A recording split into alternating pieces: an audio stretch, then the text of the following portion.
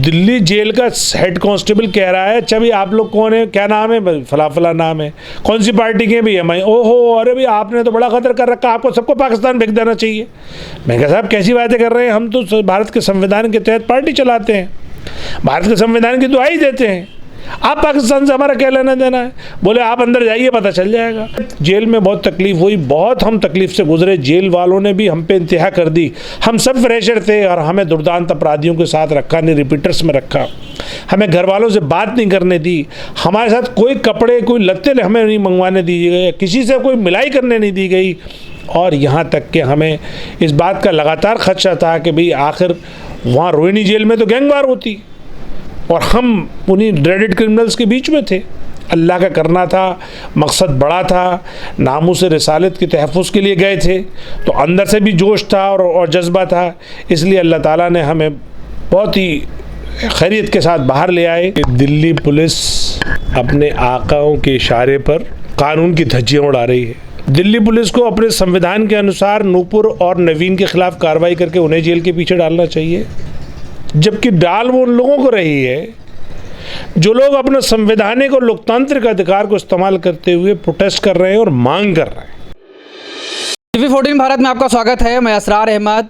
नुपुर शर्मा के खिलाफ आवाज़ उठाने की वजह से MIM दिल्ली के प्रदेश अध्यक्ष कलीमुल हफीज़ साहब को जेल भेज दिया गया था। उसके बाद एक और FIR दर्ज की गई कि जो शाहीन बाग में बुलडोज़र पहुंचा था, ये लगा दिया गया कि आपने सरकारी काम में बाधा डाला। आज पूछताछ के लिए पुलिस स्टेशन को बुलाया गया था, गए भी थे, हम जानने की कोशिश करेंगे क्योंकि जेल से होकर आए हैं। सर सबसे पहले ये बताइए कि जिस तरीके से आप लोगों ने आवाज़ उठाई नुपुर शर्मा के खिलाफ, आपको जेल डाल दिया गया, तो आपने कई आरोप भी पुलिस पर लगाया कि हमारे साथ वहाँ पर क्या क्या किया गया, थोड़ा बताएंगे उसके बारे में। देखिए मैं सिर्फ इतना ही कहूँगा कि दिल्ली पुलिस अपने आकाओं के इशारे पर कानून की धज्जियाँ उड़ा रही है। दिल्ली पुलिस को अपने संविधान के अनुसार नूपुर और नवीन के खिलाफ कार्रवाई करके उन्हें जेल के पीछे डालना चाहिए, जबकि डाल वो उन लोगों को रही है जो लोग अपने संवैधानिक और लोकतांत्रिक अधिकार को इस्तेमाल करते हुए प्रोटेस्ट कर रहे हैं और मांग कर रहे हैं। और हैरानी तब हो जाती है जब झूठी FIR लिख करके अंदर डाल रहे हैं। अगर वो गुनाह करें और डाल दे फिर भी चलता है, जैसे नुपुर शर्मा है उन्होंने गुनाह किया है, उनको डाले तो समझ में आता है। लेकिन हम जैसे लोग जो मेमोरेंडम देने गए लेकिन मेमोरेंडम भी नहीं दे पाए, उससे पहले ही हमें जेल की सलाखों में डाल दिया गया। तो पुलिस कह रही है आप लोग वहाँ बिना परमिशन के प्रोटेस्ट करने लगे थे? नहीं, प्रोटेस्ट हमारा जो था वो जंतर मंतर पे था, उसमें 35-40 हज़ार लोग आने थे। उस प्रोटेस्ट की परमिशन कैंसिल कर दी। रात को 9 तारीख को प्रोटेस्ट था, 8 तारीख को रात को 9 बजे उन्होंने हमारी उसकी परमिशन कैंसिल की। हमने ECP से मिले, हमने कहा साहब हमारा प्रोटेस्ट होने दीजिए। उन्होंने कहा किसी हाल में प्रोटेस्ट नहीं होने देंगे, हम इतना कर सकते हैं कि सिर्फ आप आ जाइए और अपना मेमोरेंडम हमें दे दीजिए और हम आपको लेके चलेंगे प्राइम मिनिस्टर और प्रेसिडेंट ऑफिस में, वहाँ आप अपना मेमोरेंडम दे देना।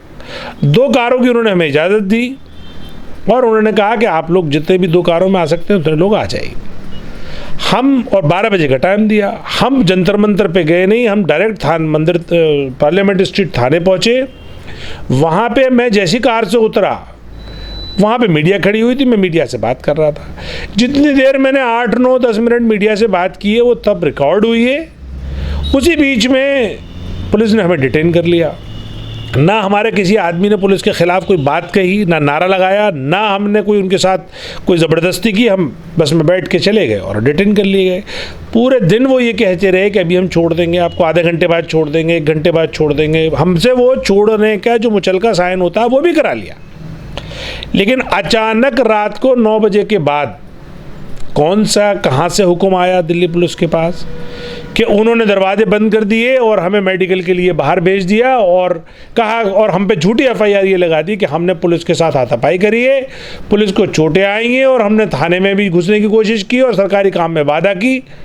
और हम पता चला कि दूसरे दिन को रात को हवालात में रहे, दूसरे दिन को कोर्ट में प्रोड्यूस हुए। जज ने भी उनसे पूछा कि भाई ये लोग तो इतने लोग हैं, इन्होंने तो कुछ किया नहीं। हमारे वकील साहब ने बता उनको जज को बताया तो उन्होंने कहा नहीं हमारे पास CCTV फुटेज है, हम आपको सबूत दे देंगे। बहरहाल वो चूँकि फ्राइडे था इसलिए हमें वो मजबूरन मंडे की डेट उन्हें देनी पड़ी, तो 3 दिन हमारी जुडिशियल कस्टडी रही। मंडे को फिर हमारे वकील ने वही आर्गूमेंट की, पुलिस के पास कोई सबूत नहीं था। पुलिस ने कह दिया ठीक है, हमारे पास कोई सबूत नहीं है और हमारी बेल हो गई।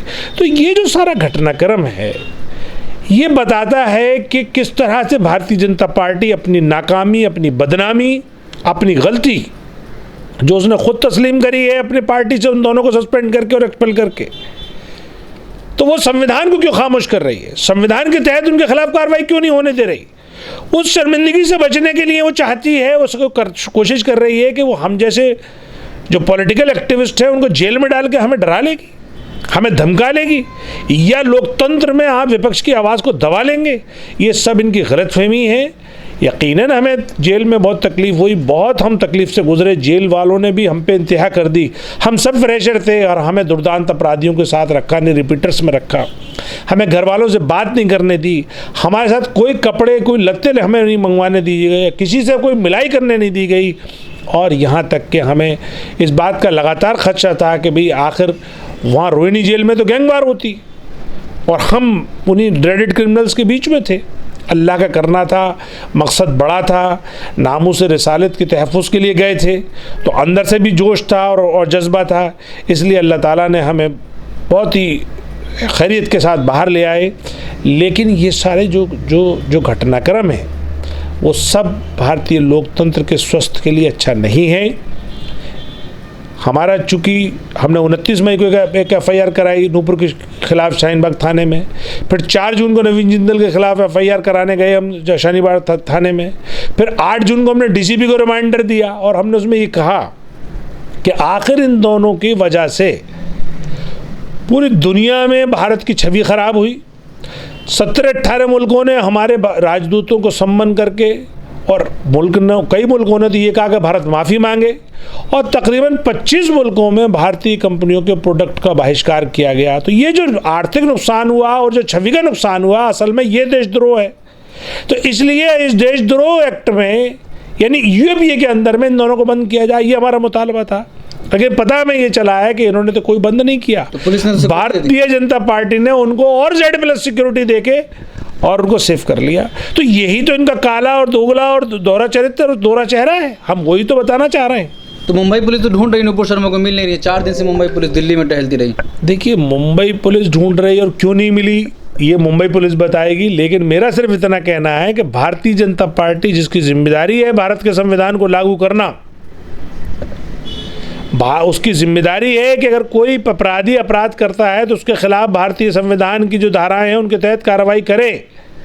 लेकिन इन दोनों के खिलाफ भारतीय जनता पार्टी कोई कार्रवाई नहीं कर रही। इससे ये लग रहा है कि वो देश के साथ अच्छा नहीं कर रही है। इससे लोकतंत्र कमज़ोर होगा, देश कमज़ोर होगा। और सबसे बड़ी बात यह है कि जो देश का 25 करोड़ मुसलमान जिसकी दिल आज़ारी हुई है, और जो 200 करोड़ मुसलमान पूरी दुनिया का जो अपनी जानों से ज़्यादा मोहब्बत करता है अपने आकाए नामदार सल्लल्लाहु अलैहि वसल्लम से, और वो उनकी शान में तौहीन किसी हाल में बर्दाश्त नहीं करेगा, उनकी जो दिल आज़ारी हुई है, आखिर उसका हिसाब, उसकी बराबरी कौन करेगा। तो ऐसा तो है नहीं कि ये भारतीय जनता पार्टी गलती करे और भुगते हर भारतवासी। आखिर मुस्लिम कंट्रीज़ में 1.5 करोड़ मुसलमान भारतीय रहता है, उनको वो बैकलैश का सामना करना पड़ रहा है, उनको वो सारे ताने सुनने पड़ रहे हैं जो भारतीय जनता पार्टी ने यहाँ गलती की है।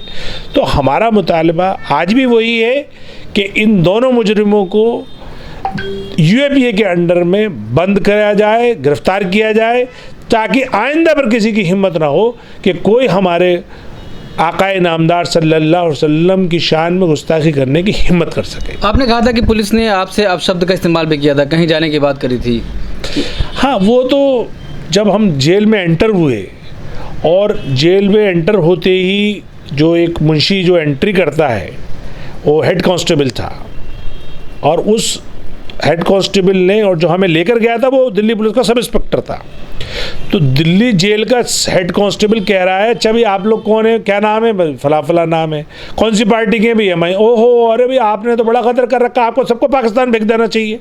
मैं कहा साहब कैसी बातें कर रहे हैं, हम तो भारत के संविधान के तहत पार्टी चलाते हैं, भारत के संविधान की दुआई देते हैं, आप पाकिस्तान से हमारा क्या लेना देना है। बोले आप अंदर जाइए पता चल जाएगा। तो नहीं, जो उनका एटीट्यूड था पूरा, वो एक इतना डरावना, इतना खौफनाक, और दूसरी बात ये है कि इतना मुतासिबाना था कि जैसे देख के बहुत तकलीफ़ हुई। और मैं समझता हूँ कि ये जो भी सुन रहा होगा कोई भारतीय, जिसका भारतीय संविधान पे यकीन होगा, उसे इस बात का अफसोस हुआ होगा, क्योंकि ये भारतीय जनता पार्टी और आरएसएस ने मिलके जो नफ़रत फैलाई है पूरे मुल्क में, ख़ासतौर से मुसलमानों के ताल्लुक़ से, जो हमारे जो अक्सरियत तबका है उसके दिलों में जो हमारे लिए नफ़रत पैदा करी है, उसी का नतीजा था कि गवर्नमेंट ऑफिशियल हमसे ऐसी बात कह रहा था। तो ये एक सोचने का मकाम है। ये भारतीय जनता पार्टी और आरएसएस मिलकर इस मुल्क में नफ़रत फैलाकर इस मुल्क के सामाजिक ताने बाने को कमज़ोर कर रहे हैं, मुल्क के लोकतंत्र को कमज़ोर कर रहे हैं और अपराधियों को बचाकर वो हिंदुस्तान की कानून व्यवस्था का मजाक बनवा रहे हैं। और पूरी दुनिया देख रही है हिंदुस्तान को कि हिंदुस्तान क्या कर रहा है, और पूरी दुनिया में हिंदुस्तान का मजाक बन रहा है। जब आपको जेल हुई तो एक और आपके पास नोटिस आया कि आपने शाहीन बाग में सरकारी काम में बाधा डालने की कोशिश करी थी। क्या इससे डराया जा रहा है आपको ऐसे नोटिस देकर? जी देखिए, ये शाहीन बाग का नहीं था, वो केस कंचनकुंज का था, जिसमें जो आम आदमी पार्टी के एमएलए गिरफ्तार हुए थे, उसमें मैं भी था वहाँ पे। तो आज उसकी पूछताछ के लिए बुलाया गया था। हम अपनी पूछताछ में जवाब देकर आए और हमने उनको कहा कि भाई वो गरीबों के जब आप मकान गिराओगे तो गरीबों पे जुल्म होगा तो एमआईएम वहाँ खड़ी होगी। हर हालत में एमआईएम का ये एक कन्विक्शन कमिटमेंट है कि अगर कहीं पे गरीबों पे जुल्म होगा तो एमआईएम ज़रूर खड़ी होगी।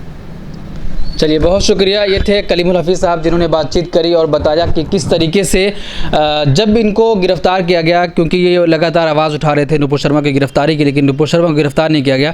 दिल्ली पुलिस ने नुपुर शर्मा को सिक्योरिटी प्रोवाइड करी और अब दिल्ली में मुंबई पुलिस पहुंची है। लगातार कई दिनों से नुपुर शर्मा को खोज रही है, कहीं मिल जाए नुपुर शर्मा, लेकिन नुपुर शर्मा कहीं नहीं मिल रही हैं। तो कुछ लोग ये भी कह रहे हैं कि नुपुर शर्मा विदेश भाग गई हैं। तो इस पूरे मामले पर आप क्या सोचते हैं, आपकी क्या राय है? कमेंट बॉक्स में अपनी राय ज़रूर दें।